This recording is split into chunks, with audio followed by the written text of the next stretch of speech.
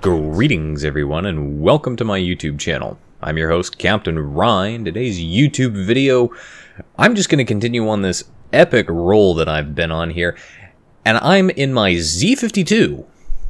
The map is Hotspot. It's Domination Match Mode, and if you saw the chat pop up right here, you will notice that somebody has commented, "Whiskey and rye, I must be drunk again."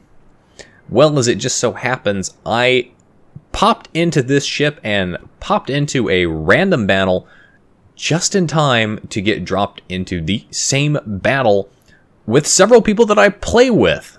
So a big shout out to Cathode Ray, Whiskey Ace, Butt Kicker 2, who's on the opposite team, and the Durr, who's also on the opposite team. Without even intending to end up in a battle with my friends, what are the odds? As the battle gets underway, I'm headed towards the B cap point. And I am headed up towards the B cap point because I just don't feel safe today. And, of course, I am out front. Not the best place for the Z52. With the larger detection range, it means I'm going to be spotted before I can spot most other things.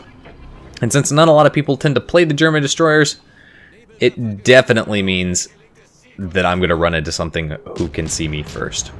And speaking of running into somebody, the Benson pops up. Of course, he's trying to use the island as cover here, and that's not going to go well for him, as he's definitely well within inside the range of my hydroacoustic detection abilities. So, even though he's smoking up in an effort to try and break line of sight with Whiskey, Whiskey here manages to secure the kill thanks to my use of hydro. And of course, now he and I are in the B cap point, and we are uncontested.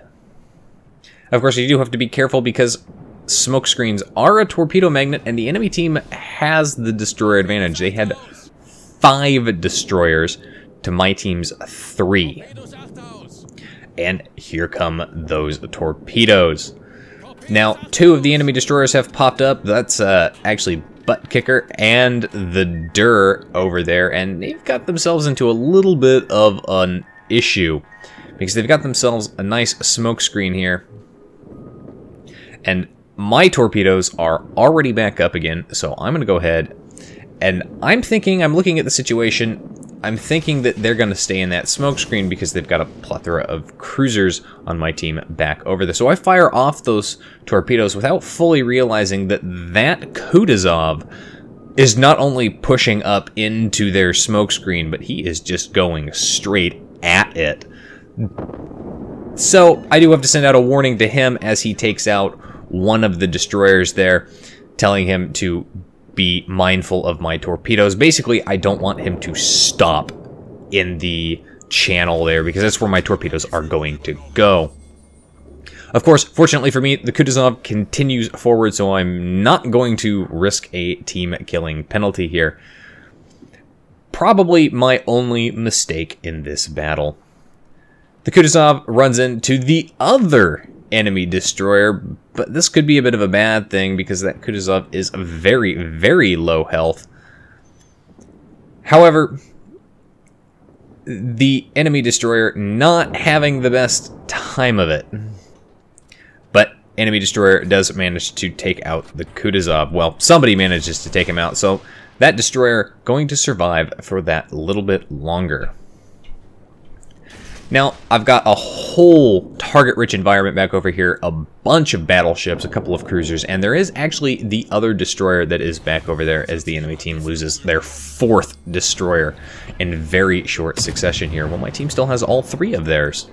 Pop my smoke screen. I've got torpedoes out and away at this degrosser or this Kurfürst, and with any luck, I'll be able to nail him, and that's when the smoke screen for the other destroyer pops up.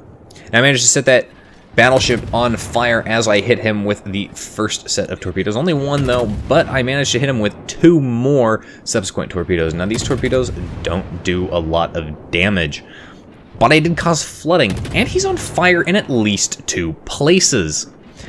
What's weird is that he's on fire in 2 places, and he isn't putting it out. He's not using his damage repair ability, so I don't know what's up with that. It's entirely possible that he simply doesn't have the ability available. Battleship, of course, German battleship, pops his hydroacoustic, and that's going to be enough to detect me. He is close enough here. So I get motoring. I pop that speed boost because this ship does not accelerate or decelerate very quickly. It does not go from a standing stop to full speed like it should, as fast as it should. My team now has all 3 caps, and the enemy team is pretty much only in position to either challenge us at B or C. Of course, since the majority of their fleet is headed towards the C cap point, they're going to challenge us at C. But given that at this point the enemy team is down pretty much all of their destroyers, and I've only taken minimal damage, it can be safe to say that my team is in a commanding position in this battle. Not only do we have a points lead, we have a ship's lead, we have the destroyer advantage, and their last destroyer is deciding to engage in a gunfight with a gearing at point-blank range. Well, I'm in range too, so I'm going to add to this destroyer's misery and make him think twice about this decision. Of course, doing so is going to expose me, and again, there are a lot of angry-looking ships up here. So I do decide that I'm going to go ahead and I'm going to turn away. I'm going to break contact by stopping my rounds going out in an effort to drop off detection range. A little bit of a replay bug here. I'm actually targeting the Izuma with those torpedoes. Secondary batteries managed to knock my engine out, but I'm not too concerned about it, as I did manage to break contact right up until I'm spotted by a scout fighter, a catapult fighter, that was launched by the Ibuki up here, who is engaged heavily with one of our destroyers. Very busy trying to torpedo him. But of course, this Ibuki is not paying attention to me, the Z-52 that's right in front of him, that has had pretty much everything knocked out. My smokescreen is almost off cooldown. Come on, get that smokescreen up, drop off detectability. This Ibuki's got his guns turning around, but he's not, again, pointing them at me. He's not even paying attention to me. I switch over to armor piercing because I've got a broadside cruiser at a very close range. While I don't manage to hit any citadels, I do manage to hit the Izuma with torpedoes. Trying desperately to not stay in my smokescreen, but trying desperately to stay in my smokescreen, mostly because I'm just afraid that the Ibuki might have gotten torpedoes away, though given the way he turned, I'm pretty sure he didn't. Now, the enemy team is in the process of capping the C cap point. My team still has the destroyer advantage. The enemy team still has 1 Shimakaze left. They do have an Ibuki that's in the cap here, and I'm trying to get backed up and get turned around to get my torpedoes away at this Ibuki. I'm hoping with this first set here that he'll turn hard as he comes around this island, but it doesn't look like it. And it, in fact, looks like he's going to continue in a straight line. Now, I have the set of torpedoes up again, and what I should have done is launch them off again before he got past that island. So, unfortunately, didn't get those torpedoes away fast enough he continues in a straight line.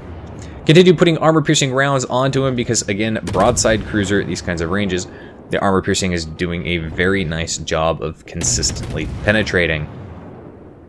I could switch over to the high explosive. It would probably do about the same amount of damage. However, the armor-piercing will do fine for now. No longer detected until I open fire, and now I am detected. But the enemy team's not really in a position to shoot at me. They've got one of their battleships, the Izumo, very low health, who's in the C cap point with the Ibuki and with the Charles Martel. The other battleships are way back over in the corner, and they're busy shooting at other things. So given that this French cruiser is pretty much right here in this channel, and I am detecting him through hydro, I'm just going to go up and ambush him because my torpedoes are back up. And with any luck, I'll be able to get the Izumo that's behind him. So the first set of torpedoes I fire off at the Izumo. The second set I'm going to fire off at the Charles Martel. And I'm going to go ahead and I'm going to zip past the opening of this channel here and try desperately to get out of line of fire of that cruiser, because he is pointing his guns at me. Of course, he knew I was here the entire time, thanks to me opening fire.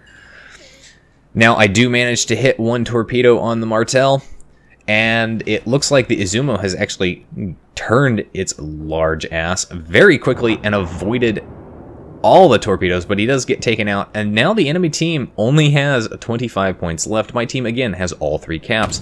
So one more kill, and that's it. At this kind of range, armor-piercing citadels this French cruiser. Come on, finish him off before he's able to get torpedoes away and kill me. 192,000 damage done in that battle. Only medal, though, a high caliber. Still, an incredibly good result from me in the Z52, which was not what I was expecting, and of course, incredibly good timing that I ended up on a team with people that I play with on a pretty regular basis.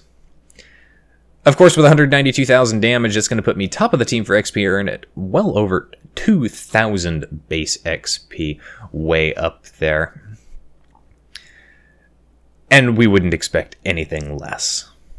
Anyway, that's it for today's YouTube video, folks. If you liked the video, hit that like button, hit the subscribe button, leave a comment down below. If you'd like to get semi-regular channel news and updates, you can do so by liking and following me on Facebook. If you'd like to help support me and my channel, as well as gain access to some of these World of Warship replays early, and some that don't quite make it to YouTube, you can do so by becoming my supporter on Patreon.